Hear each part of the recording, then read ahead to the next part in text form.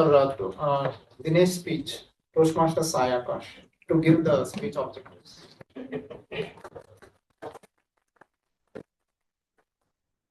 Thank you, Toastmaster Ravindra.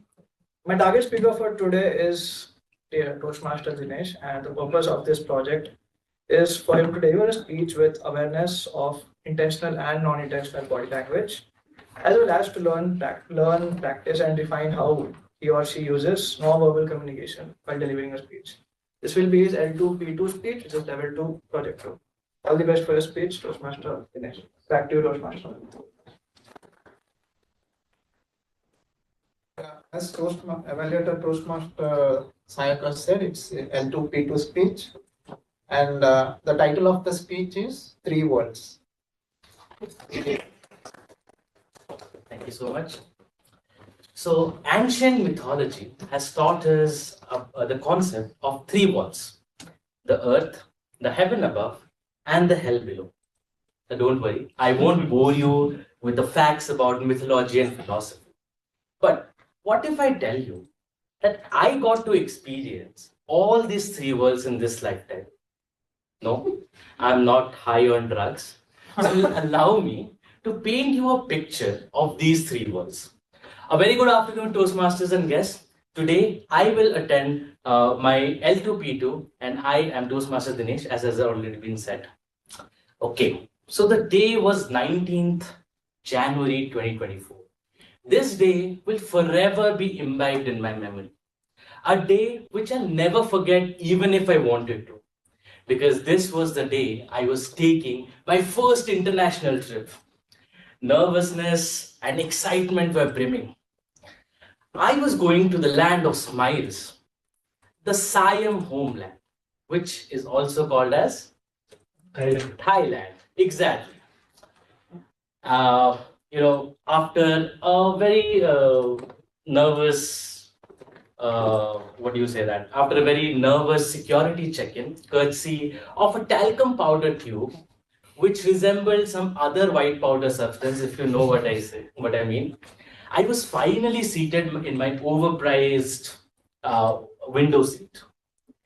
Now, in just few minutes, I was about to experience my first world.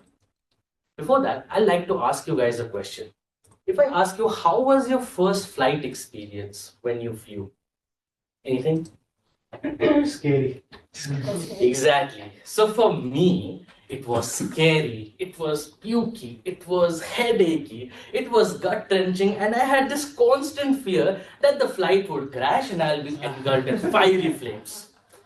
Now, when you are scared of dying in the sky, sometimes looking down at the ground or at those picturesque clouds would divert your mind from these gory details. Now imagine a scenario where for miles and miles, there's just plain open sea on a bright sunny day with no land in sight, and then your fear of death skyrockets. So before I was about to take off, I had already prepared all the mantras I knew. I knew in what sequence I was going to recite them. But that particular day, something different happened. I don't know if I'll be able to explain it to you appropriately, my feelings at that moment. But in one word, it was tranquil. The ocean felt like a vast canvas with a tinge of blue and white. All my fears took a backseat, and I spent the entire 2.5 hours staring at the ocean. The first world, the world among the clouds, lived up to its expectation. Now, soon after having quite a literally heavenly time in my first world, I went into my second world. The world we are all a part of, the earth itself. Now, for a first-time noob international traveler like myself, Thailand was a world within a world. My first impression upon landing at the Suvarnabhumi International Airport in Bangkok was that, why is this airport not ending? It was so huge, yet so organized. For the first time in my life, did I see so many people from so many different nationalities. Guys, I saw a girl with a mohawk. I saw a guy with a tattoo on his face. I mean, that was a ride. It was so overwhelming. Okay, now coming back to Thailand. See, if I have to sell Thailand to you guys, I'll just tell you this one thing.